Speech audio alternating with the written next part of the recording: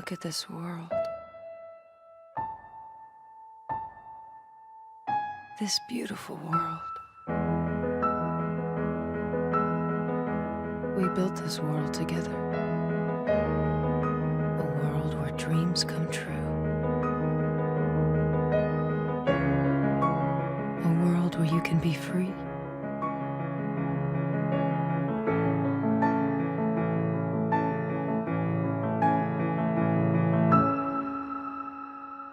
But this world is a lie.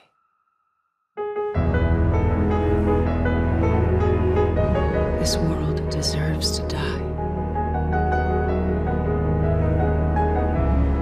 Because this is your world.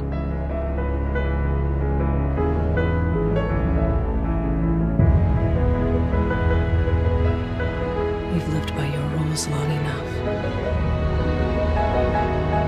We can save this world. We can burn it to the ground, and from the ashes, build a new world.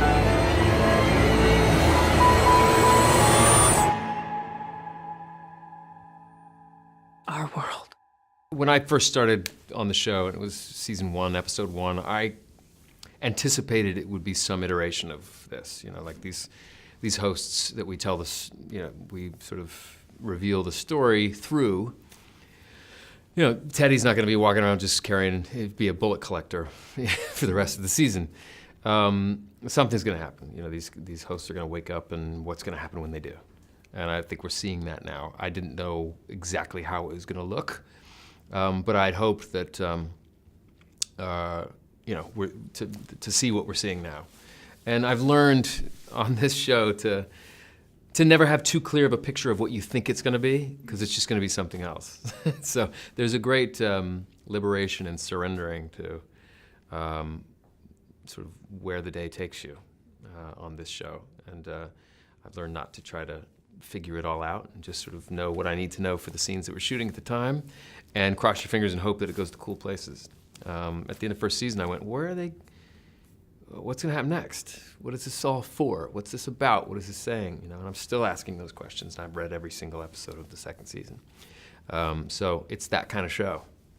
From the get-go, it was always like, obviously we're not, you know, playing robots. These are indistinguishable from, these hosts are indistinguishable from human beings. So let's make them as real as possible. And in many ways, they are more human and exhibit more human-like qualities than the humans do in the show. So, you know, we were told to like approach it very naturally. You know, there are certain things that they don't understand, they don't hear, and you just sort of let them pass through. Yeah, I think that you can kind of go in and have fun with dialing in what's going on in his head at the moment. You know, is he confused? Is he confident? Is he, you know? And it's fun to sort of play those different diagnostic levels of, you know, who these characters are and what they actually know. And it's more interesting for me now that Teddy is finally waking up.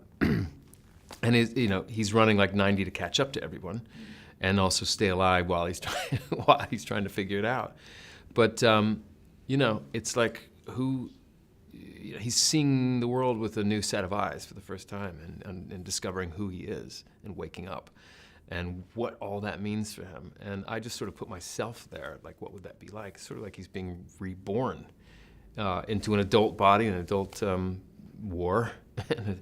And a very real relationship with her that's untethered from his coding. So it's a very amplified existence for Teddy at the moment. And like I said, he's going to do his best to catch up and make sense of it all, and hopefully maintain some morality through all of it. There's the dynamic between the two of them that was written for them, and then the dynamic that now that they have the power of choice, that is defined by their behavior now in season 2. I think they love each other on a very, very deep level that goes past any sort of narrative that's created for them. And I think that's something that they discover once they break free of the shackles of their coding. But they complete each other. You know, there's a lot more for Teddy to wake up to, which is, he felt like he always needed to protect her. She was this innocent farm girl that you know, he wasn't interested. He's a very virtuous, morally sound character, and he wants to protect her, and she wants to protect him. And you see her doing that in her own fashion in season 2, and he realizes that she doesn't need so much physical protection anymore. She's a badass. But I think that they remain the sort of romantic center of the show, and so a lot of the heart of the show, which is, this idea that once they reach whatever, this valley beyond, this glory that they keep talking about, that or some level of vindication and that they can still go and live that life, that peaceful life. I think they're, at their cores, peaceful people. I know it sounds weird to say that about Dolores this season, but I think, like every relationship, you change through time, and it does go through evolution, a process of evolution, and I think that they're, this is like, year 7 of a marriage. You're like, oh, you got a dark side. How do I deal with that? So I think it's just a constant evolution. And I think that mimics real life as well. I think you have these sort of innocent dreams when you're young about how simple everything is, and then life happens to you, and it's a lot more complicated. Well, yes, they did.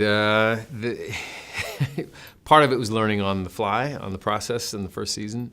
If you go back and look, it's a lot of me trying not to fall off the horse, and not to put a hole in my foot. I'm firing my gun too fast. But yes, there's a great group of people who are making sure that we're doing everything the right way, and being that sort of archetypal, quintessential cowboy who knows how to fire a gun and do it quickly and lethally, and also looks good on a horse. And so I think now, after the first season, we all finally got pretty decent at it all. And I think it was one of the appealing things also about the show is, you do get to play this sort of Gary Cooper, great Western hero, and that was exciting to me as well. And who's, again, someone with like Teddy, who's he's dignified, and he's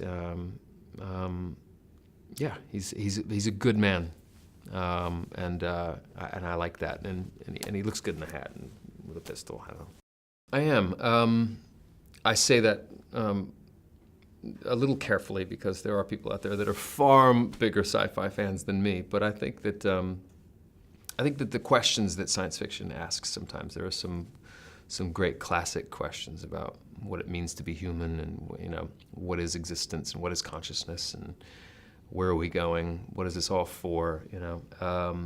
What is reality? Stuff that you can really warp your head, really, twist. It can really twist your brain. But those questions, make us reflect on ourselves, and I think those are themes that are exciting about sci-fi. And then you have, you have virtues like nobility, or doing the right thing, even when no one is looking. Character. Honesty, truth, perseverance. I don't know. I guess all these things are your sort of classic sci-fi themes are sort of steeped with that.